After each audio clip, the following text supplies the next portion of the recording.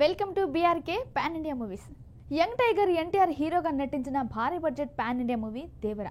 Koratala Shiva director చేసిన ఈ cinema భారీ అంచనాల నడుమ రిలీజ్ అయి బాక్స్ ఆఫీస్ దగ్గర భారీ కలెక్షన్లను రాబట్టింది.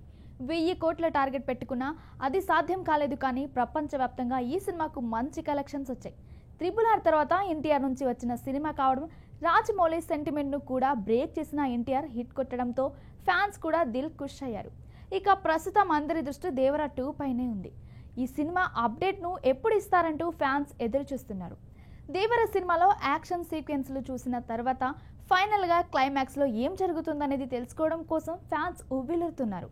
ఈ నేపథ్యంలోనే దేవర సీక్వెల్ పై భారీగా అంచనాలు నెలకొన్నాయి. ఫ్యాన్స్ ను దృష్టిలో పెట్టుకునే కొరటాల శివ ఈ సినిమాను భారీ స్థాయిలో ప్లాన్ చేశాడట.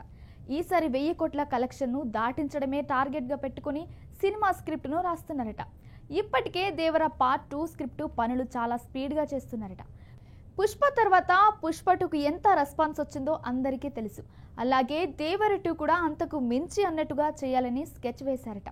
పుష్ప 2 ఫార్ములాను ఫాలో అవుతూ స్క్రీన్ ప్లే, కీలక సన్నివేశాలను ఆసక్తికరంగా మలిచేందుకు డైరెక్టర్ కొరటాల శివ తన టీంతో గత కొన్ని వారాలుగా వర్క్ చేస్తున్నారట.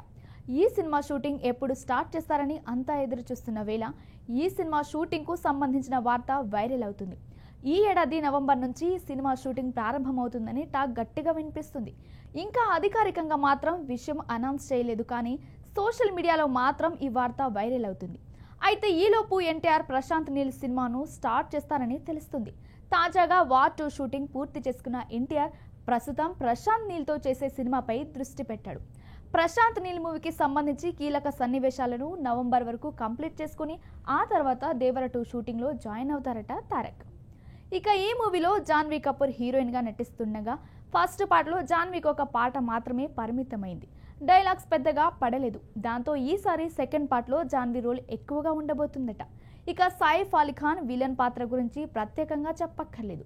ఈ సినిమాకు అనిరుద్ మ్యూజిక్ అందించారు. అలాగే ఈ చిత్రంలో శ్రీకాంత్, ప్రకాష్ రాజ్, అజయ్, మురళీ శర్మ కీలక పాత్రలు పోషించగా ఎన్టీఆర్ డ్యూయల్ రోల్ చేశారు.